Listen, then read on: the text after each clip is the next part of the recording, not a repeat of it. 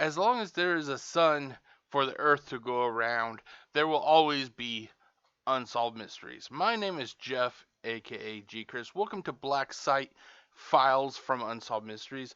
This is basically a companion piece to the Unsolved Mysteries Commentary 2.0 video series that I produced that is shown on Facebook.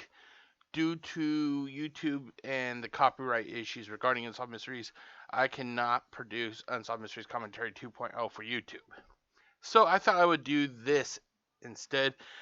This is basically kind of like a soft relaunch, I guess you could say. Basically, I'm going to be reading or having the computer read to you the case of a person, and I'll give you my thoughts, kind of similar to what I do with Unsolved Mysteries Commentary 2.0. Today it is the case of Tom Roche. Tom Roche uh, ended up disappearing when one day when he was at home.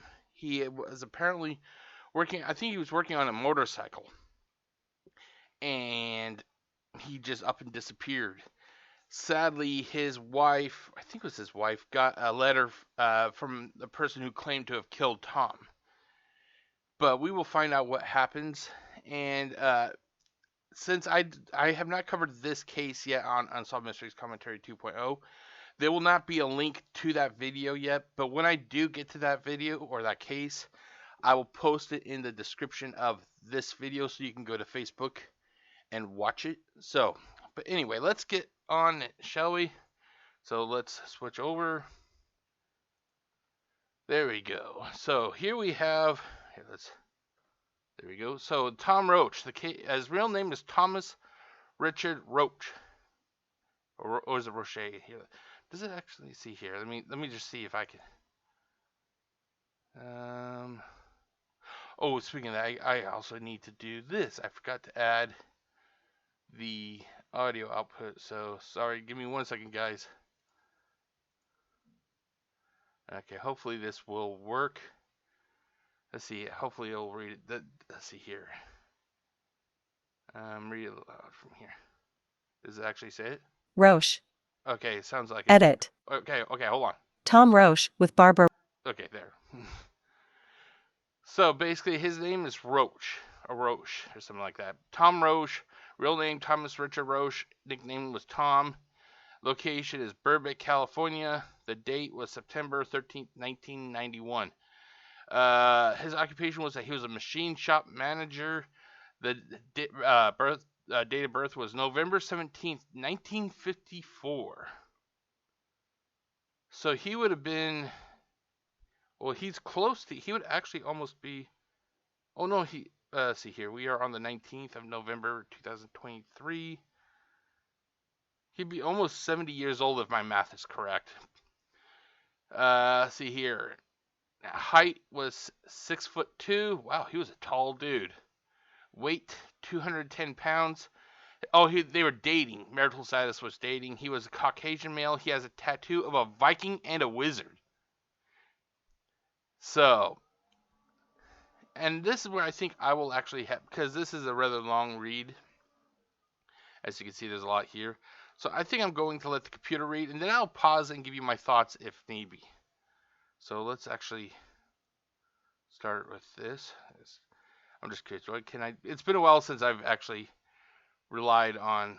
I've done Unsolved Mysteries or Black Site, so this is going to be a little bit of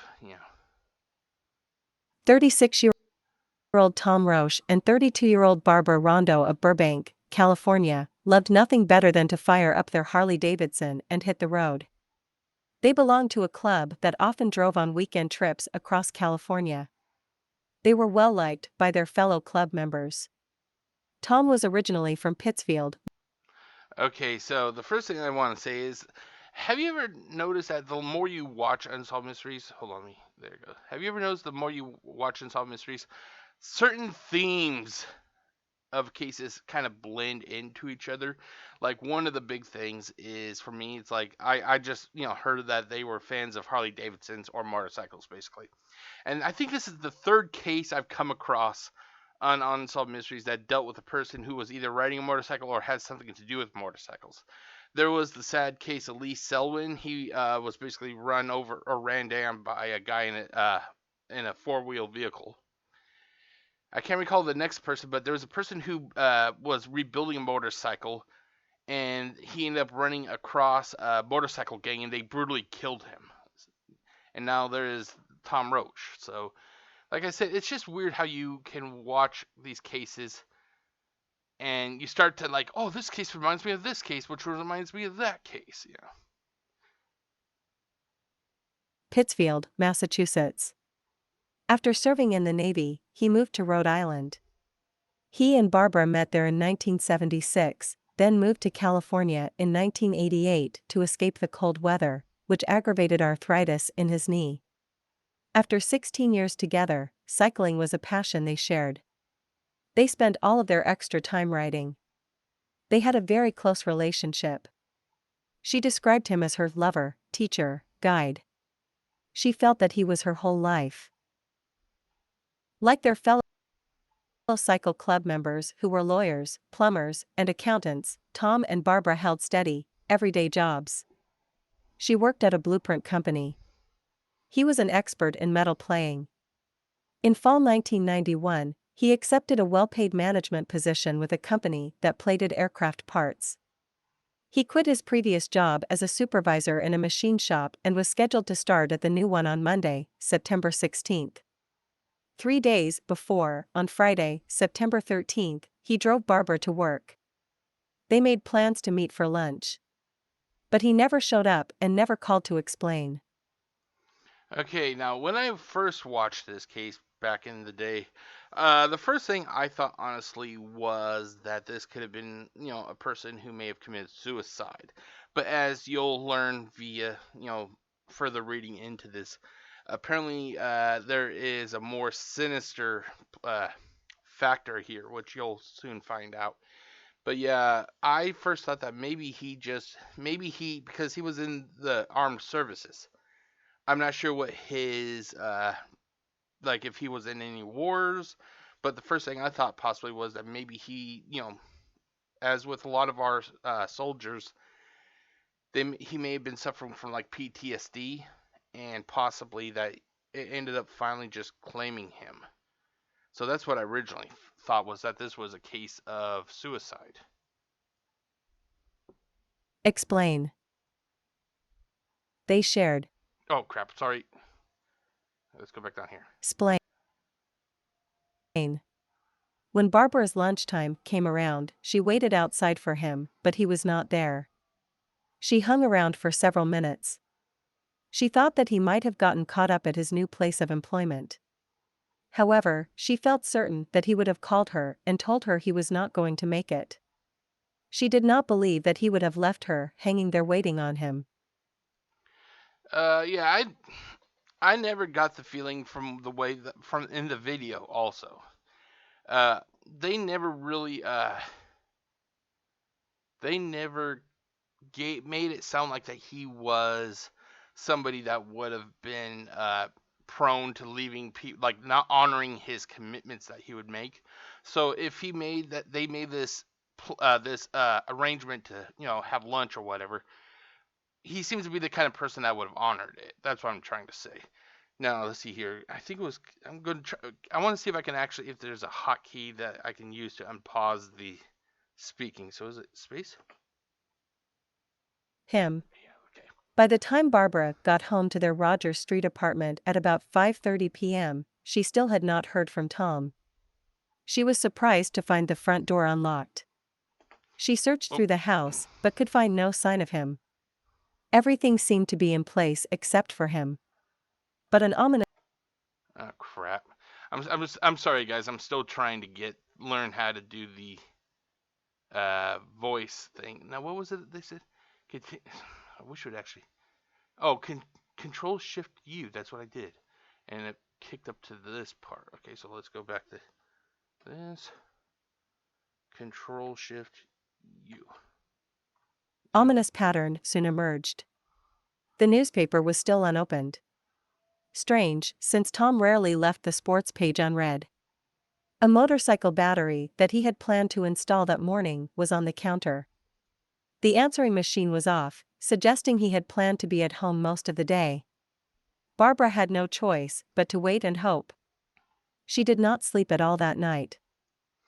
Okay, now people would say, well, if he was going to commit suicide, like what I originally thought, why would he have done? Like, why would he have had, uh, like the motorcycle battery out, the answering machine off, and the door being locked, and which I have to say, like sometimes when people commit suicide, the their reasoning may make sense to them, but to everybody else, it leaves us confused. That's what my explanation could be. Just that maybe what he did made sense to him, and left everybody else, like in a state of bewilderment. I have a friend. She's a coworker. I'm not going to say her name, but she's a coworker, and oh god, about 2 years ago, roughly, her husband committed suicide. And from what I understand, I think that it was just like a normal day. It was just a normal day, and sadly, he ended up committing suicide. So, like I said, even though we think everything is okay, we truly do not know what is going on in the heads of our loved ones.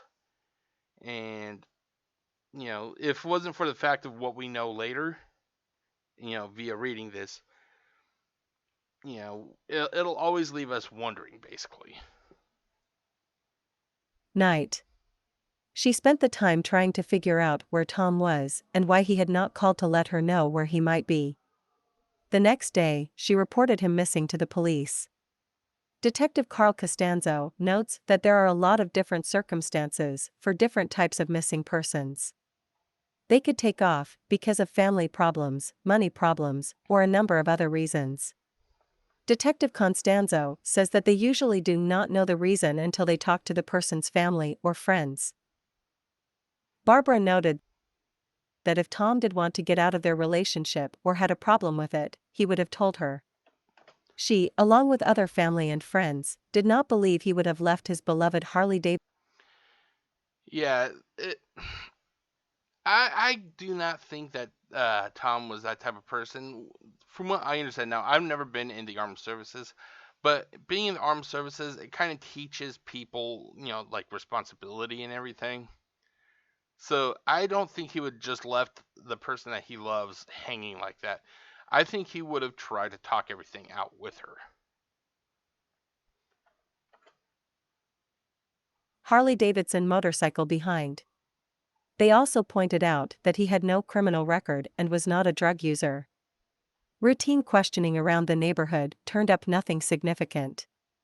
Police could not determine whether Tom had left voluntarily or become the victim of some kind of violence. It was as though he had simply evaporated. However, Barbara was convinced something terrible had happened to him. She circulated missing person flyers at his usual hangouts. No one came forward with any information, and he was officially listed as a missing person. 5 days passed. Barbara's father flew in from Rhode Island to be with her. Then, on Thursday, September 19th, a letter arrived addressed to the family of Thomas Roche. In the envelope were Tom's driver's license, credit card, and the earring he had been wearing the day he disappeared. They were enfolded in a letter, a bizarre confession that would wrench the case in a sinister new direction. The letter begins by saying, "You don't know me, and hopefully never will, but I am the one who killed Tom Roche." So basically, the killer was a piece of shit. In other words, I'm not going to mince any words. The killer was a piece of shit. He killed somebody, and then basically he didn't even have the balls to let people know who it was that killed him. These type of killers to me are like the worst type. They're scum, basically. They are as bad as child pedophiles and all the other sort.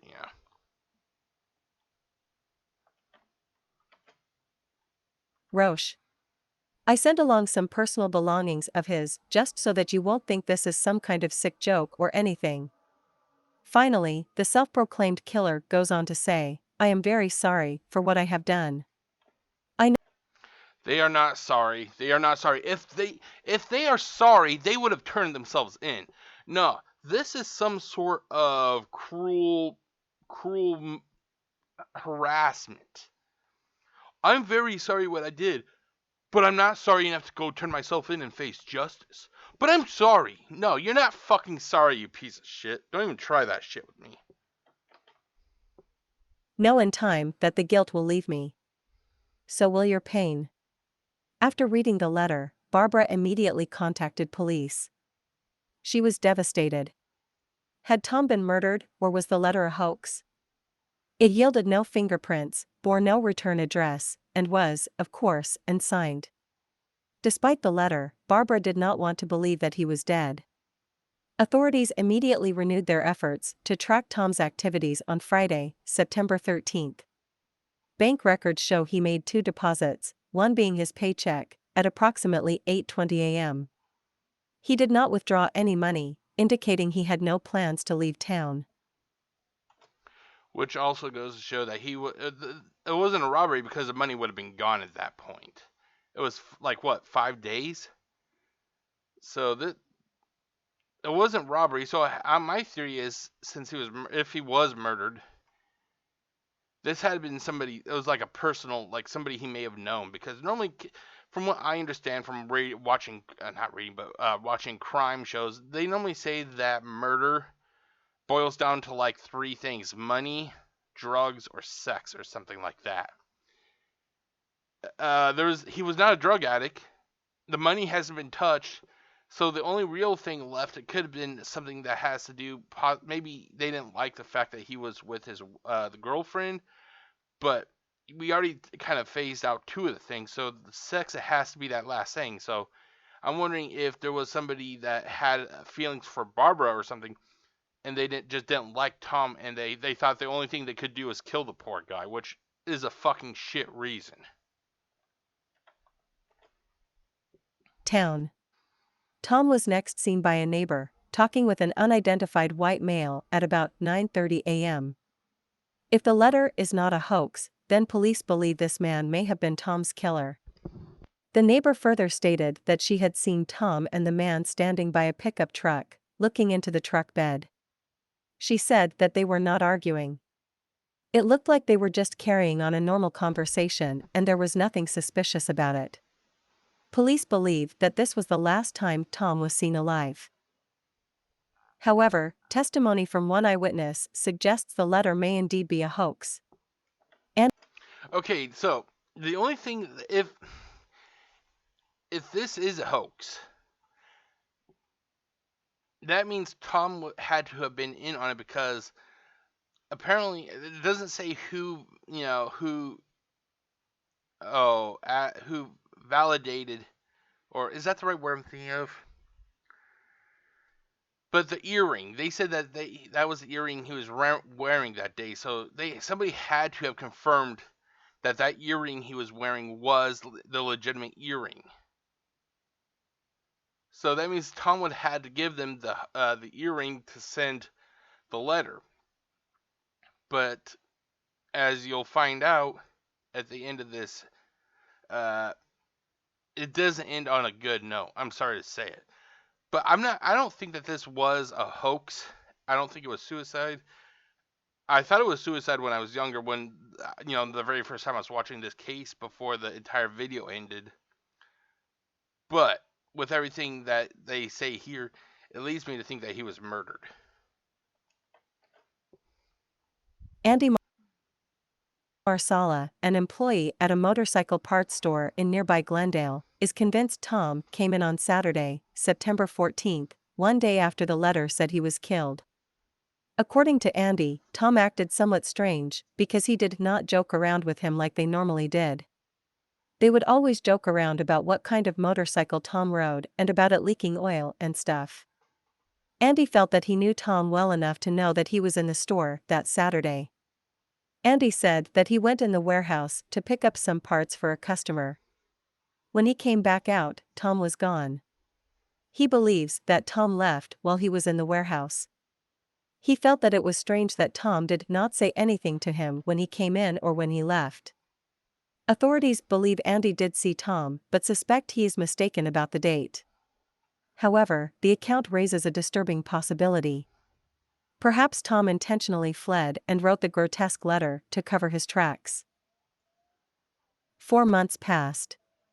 With no clues, no eyewitnesses, and no further letters, the investigation dragged to a standstill until January 11, 1992. That afternoon, authorities in Placer County, California, almost 500 miles north of Burbank, were called to investigate a report of weathered bone fragments and other personal effects strewn over a hillside in a remote, wooded area in the Sacramento Valley. Motorcycle emblems on some of the clothing eventually led authorities to link the items to Tom. The scattered possessions included a duffel bag, flashlight, hunting knife, bottled water, 2 pairs of prescription eyeglasses, an empty prescription medicine bottle, a belt, a boot, and several shirts. If the items were indeed Tom's, he seemed to have been packed and ready for the road. Investigators contacted Barbara. She recognized all the shirts and a pair of eyeglass frames as Tom's. She believes that the remains found with the belongings are Tom's. However, she still has a slimmer of hope that he is still out there somewhere, and that she will find him. What is the truth about Tom Roche? The mysterious letter, taken at face value, would explain his disappearance unless it was by Tom himself. Since his disappearance, he has had no contact with his family or friends. Barbara describes the time since his disappearance as a nightmare and hell. She says that she still lives for him as he is her life. There is not a minute that goes by that he is not in her thoughts. She says that he will always be within her. It is interesting to note that the letter claims that Tom was murdered and then buried in the mountains near Los Angeles, nearly 500 miles south of Placer County. In November 1992, DNA testing began on the bone fragments in an attempt to finally prove whether they are Tom's remains. Until then, the only person who may be able to answer the questions in this case is the author of the letter. And for now, his identity remains a mystery. Okay, so this is very, this case is very, very confusing, I guess you could say, because on one hand, like I said, as a child, I thought he committed suicide when I watched this before.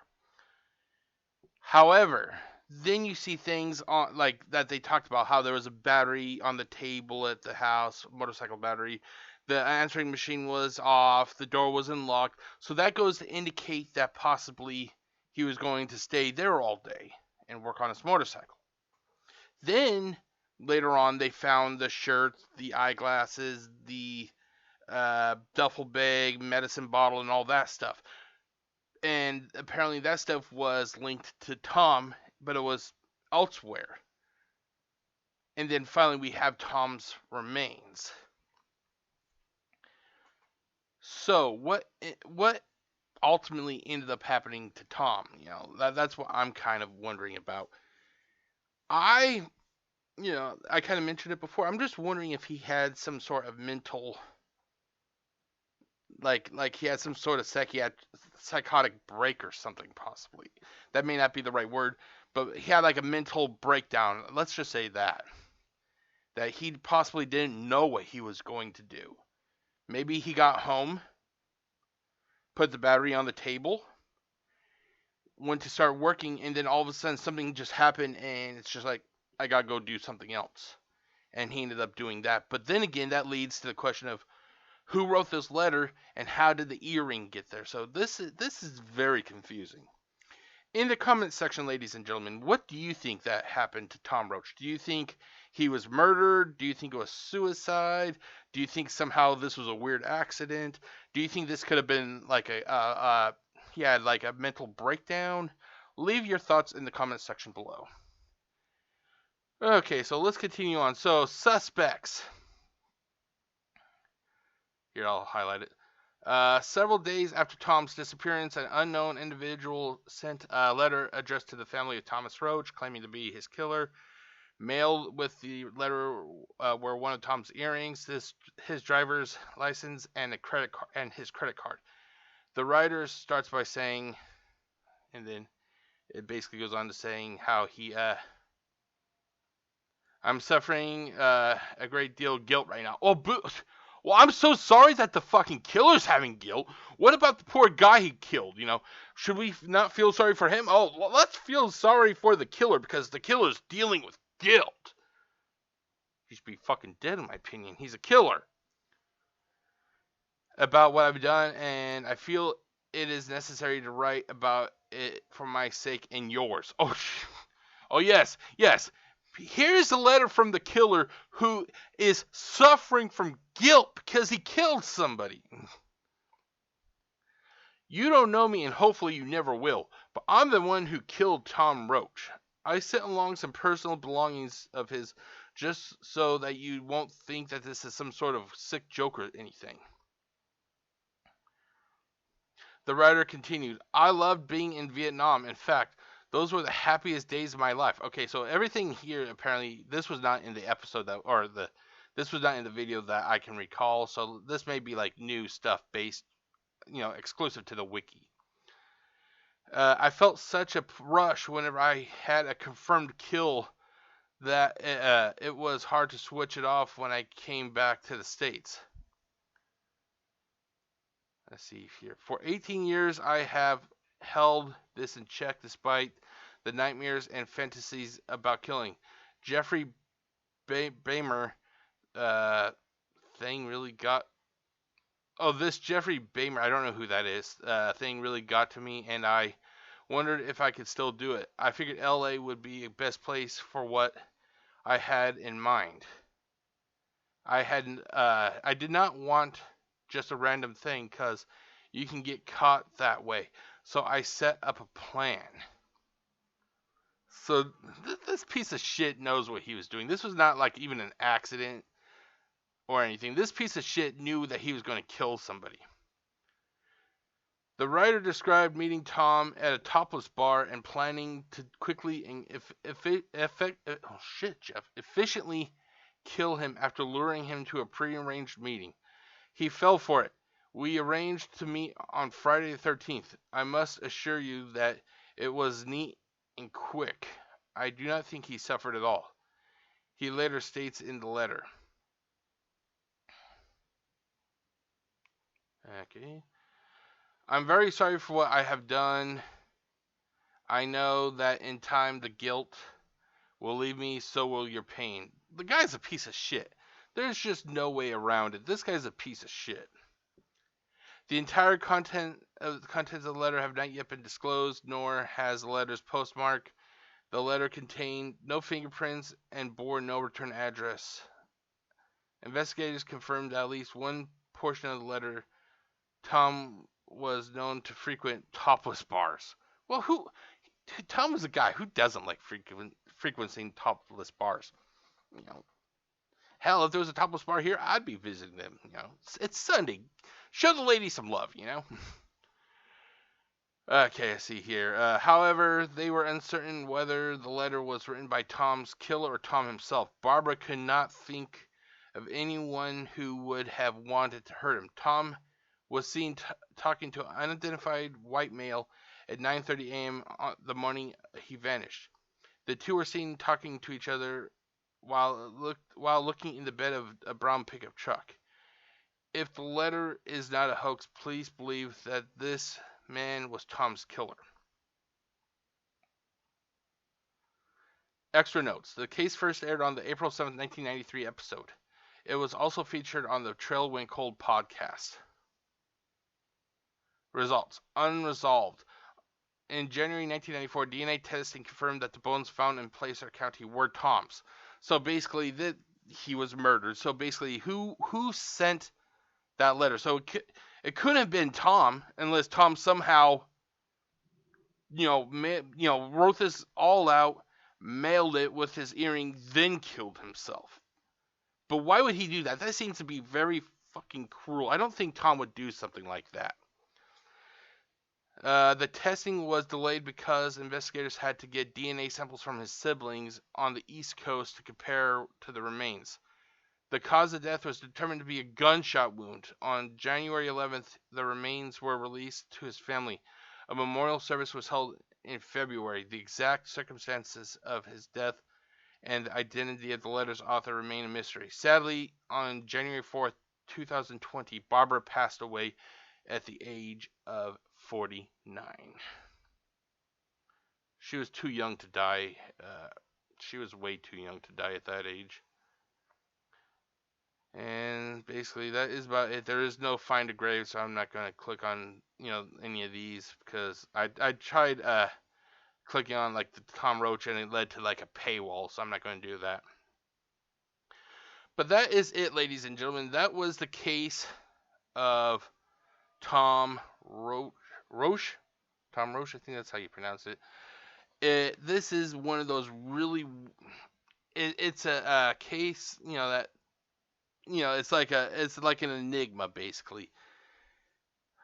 Ultimately, the real question is what happened to Tom Roche. We know that he was shot and killed, but who and why?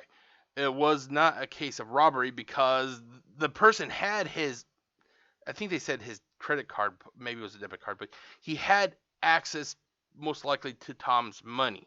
Tom deposited a check, so we don't know exactly what ended up happening and what we know what happened. He was shot, but we don't know the reasoning behind it. But that is it, ladies and gentlemen. My name is Jeff, aka GCurse. If you liked what you watched, or you have any thoughts, feel free to leave a thumbs up. Feel free to click on that subscribe button. I'm going to post the link to the Unsolved Mysteries wiki case for Tom Roche in the description below. When I also cover this on Unsolved Mysteries 2.0, I will also post the link to that video in the description to this video so you can go over to Facebook and watch it. But that is about it, ladies and gentlemen. I hope you've enjoyed it. And until next time, stay tuned and stay safe out there. Peace out.